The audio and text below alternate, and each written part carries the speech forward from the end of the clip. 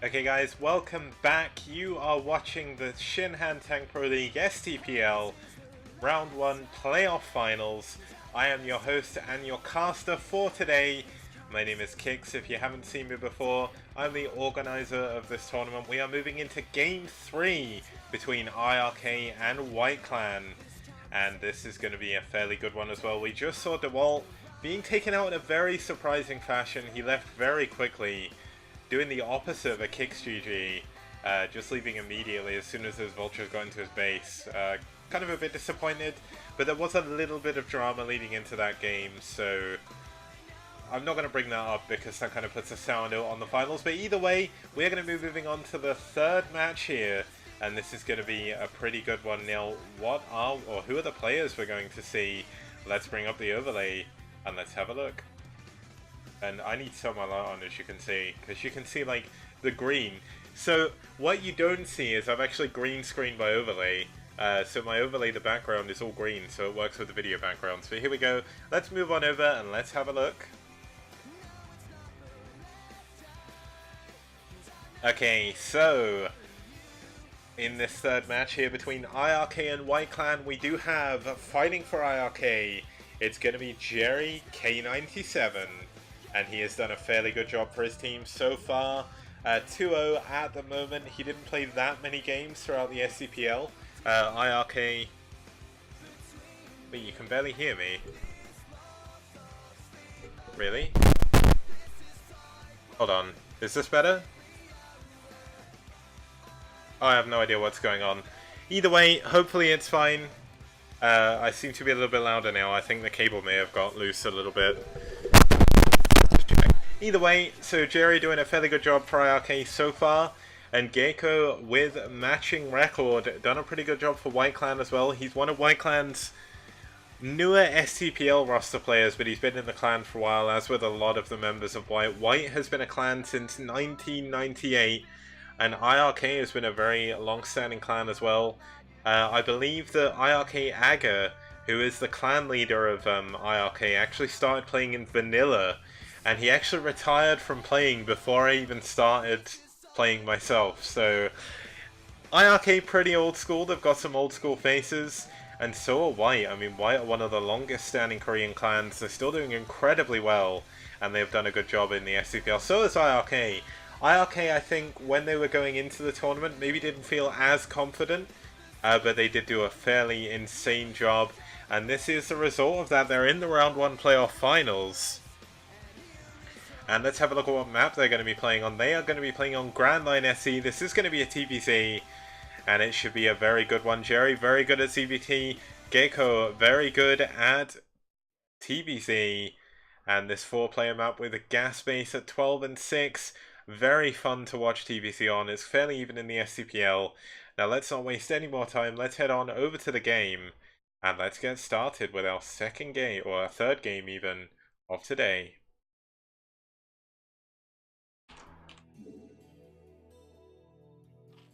Okay, so starting us off in the top left-hand side position, we do have the Purple Zerg fighting for iRk. It's going to be Jerry. And his opponent down here in the bottom left-hand side, 7 o'clock position, it's the Teal Terran fighting for White. It's going to be Gaeko. Gaeko. I guess it'd be Gaeko, but I don't know. It's one of the names I'm not really sure how to say. Because I think it's a Japanese word, but then it'd be Wait.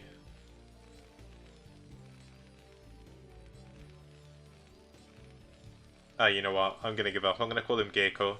Whatever, it's fine. He's not here probably. It's very late in Korea, so he's probably not watching. But here we go. Jerry is going up to 9 drones. So he is not going for a 4 pool, as we have already seen. Very possible going to see an over pool or a 12 pool. May even go for a 12 hatch, so it depends on how confident, really, Jerry is. Of course, he is going to scout in the correct direction with his Overlord, so that's going to benefit him quite a bit. Won't need to send out as early of a drone scout. May even decide to skip that if he does see the SCV. But of course, this is quite far for this Overlord to actually have to travel. But here we go, we do have Gaeko going for barracks in his main, nothing too crazy. No gas being added on yet either for him, so we're not going to see a tech build. We're not. Oh, yes we are. 12 supply gas. There we go. We're going to have possibly a 111, possibly 2-port Wraith. There's so many different options you can get throughout that gas.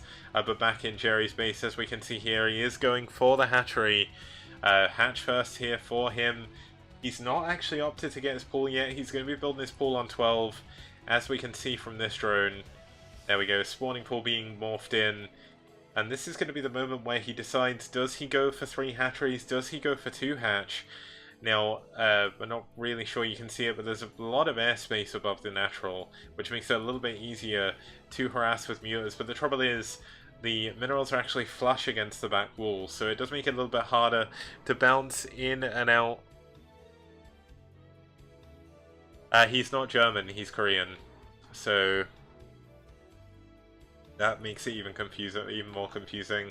Because there's also Sapporo, who's named after the town, and yeah, I don't know. I call him Sapporo, but it could be something else in Korean. Either way, looks like Gaeko is going to be going for that factory. As we can see here, that does allow him to go up to a starport if he so chooses to. Now, has he pulled out of gas? Yes, he has.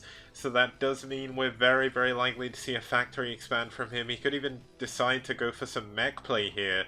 Mech actually very strong on ground line. There's a very small choke here. And realistically, this isn't all that big. So you can split the map very, very easily.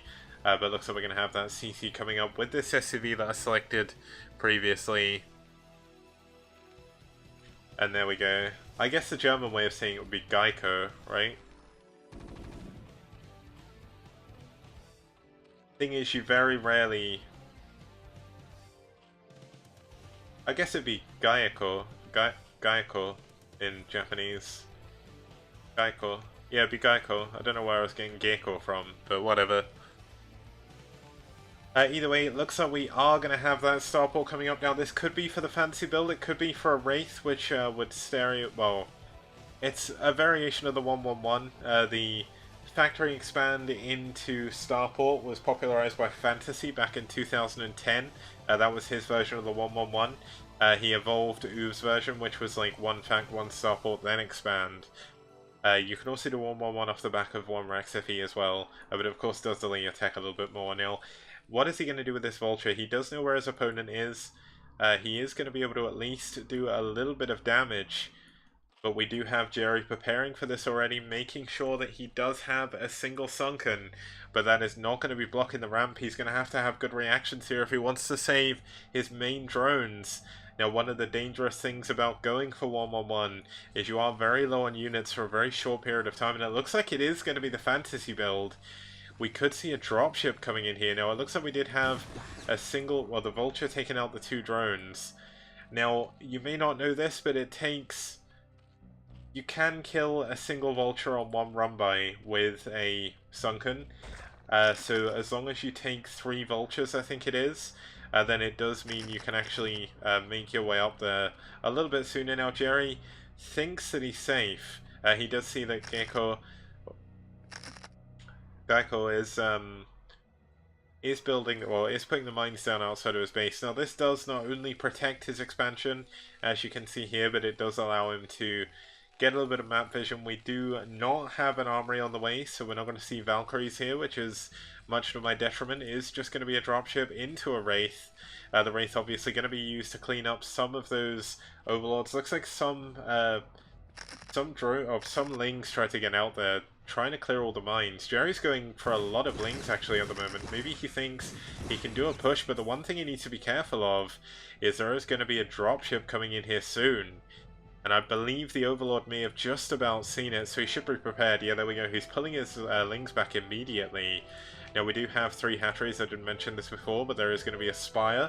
Now, the Spire very good for taking out that Wraith, taking out the dropship as well.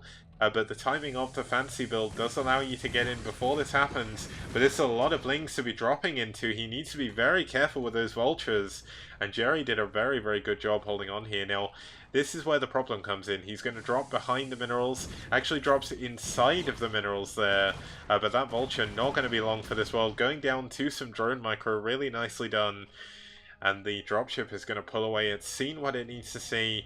But he is not going to get any damage done. Looks like the Wraith did actually clean up that Overlord. I'm not really too sure where the Wraith went after that though. But he is going to rely on Cloaked Wraiths here to actually defend against the Mutalisks with the turrets as well. Now whereabouts did the Wraith go? I actually have no idea what happened to the Wraith. This is so strange. Oh, it's here. Okay. That's why I can't see it. It does have one kill, as you can see. It took out that Overlord. But the funny thing is, Jerry's chasing around these vultures. Like, he really wants to get this dropship. If he can get the dropship, that's going to severely limit Gaeko's ability to do anything later on. And there we go, the Glaives actually taking out the vulture as well. So really, really nicely done. Jerry going to take the closer third. Probably not what he wants to do. As you can see here, it is a mineral-only base. So it does make late game play a little bit harder to get to. That Hive Tech really does need those 3 gases. But Jerry should be able to take a fairly quick 4th base, as you can see. Had that drone ready and waiting to move over. And of course, with the opening that Gaeko did go for, he is a little bit low on units. Like, one problem you do have, I mean, he's got 3 Marines at the moment, 2 Vultures. Actually, 3 Vulture. This Vulture is going for this drone. Is he going to be able to get it? Looks like he stopped to place some mines. And that's a little bit unfortunate for him, but still, we got the Mulus bouncing in. They're going to try and take down these turrets. There is Cloak Wraiths they need to watch out for, though. There is not an Overlord anywhere near here, so he needs to be careful. Oh, he's diving down onto the vessel. Can he get it? He gets the first vessel. That is a huge moment in this game, as the 111 severely relies on that quick vessel to push across the map. And this is a lot of Mulus damage coming down on the SCV line, but the Mulus taking a lot of damage themselves. And it looks like he's sacking them to get as many SCVs as possible. But he needs to be careful. He can't be losing these Mulus, and he's certainly going to lose 1 or 2 more on the retreat here. And this is really good micro by Gaeko. It's actually very difficult to get that move command, but there we go. The Overlord is waiting, and he does turn back to fight the Wraiths, but doesn't quite get it. But here we go. Jerry is going for that expansion. He has Lings at the top of the ramp here to defend against the Vultures. And the hatchery is now going up at his 4th base. But the Vulture's actually getting by. Gonna scout that this base exists. But the problem is, and this is the one issue with the 111, what is he going to push it with? He cannot punish this 4th base whatsoever. He's got the 2 Vultures. They do clean up the mines, but they're not going to be able to deal with these Mutalisks, and these drones going to be able to transfer freely over here without any problems. And we actually have some Scourge moving in to try and intercept any Wraiths that are moving across the map. But yeah. Okay, so we got a few units now for Gaeko. That's going to allow him to do a little bit of damage, but still, he can't really afford to be pushing out on the map at this point. And this is the one big problem with going 1-1-1, and one of the reasons why it's so hard to execute. He didn't really get that much damage done early on. His drop didn't do anything. I think he got maybe 1 drone. And as you can see from Jerry's bases, he is saturated incredibly well on all but his 4th base, which he's going to be able to drone up pretty hard at. Like, he doesn't need to worry about lurkers at his 3rd base yet, or his 4th base even. What units does Gaeko actually have to deal with this? Not really too much, does he? And yeah, there we go. I mean, he's slowly starting to build up his units. Of course, the vessels are... oh, they do have a Radiate now. They have enough energy to do on this one. This one does as well. It's 75 energy. 1 Deep Matrix on that vessel as well. So Gaeko is going to have to be a little bit more careful. But 2 more Vultures actually getting in, doing a lot of damage. 5 kills on both of those. Sorry I missed that. It looks like the lack of Vultures the lack of lurkers actually hurting him a little bit too much there. That's a lot of damage to be taking for Jerry, but Jerry is so good at droning up at the right times that he has just so much, or so good of an economy. Famous rapper means dog snout. Okay. That's kind of crazy. There we go, the Wraiths have actually gone down to some Scourge. The vessels are still alive. They're going to be the main threat in this army. against the Mulus, but here we go. Looks like we do actually have the Mulus flying across over the Medic Marine. He needs to be careful. He's trying to push in up against the Medic Marine. They're pulling back, but this is a lot of damage he's taking from the irradiated irradiated.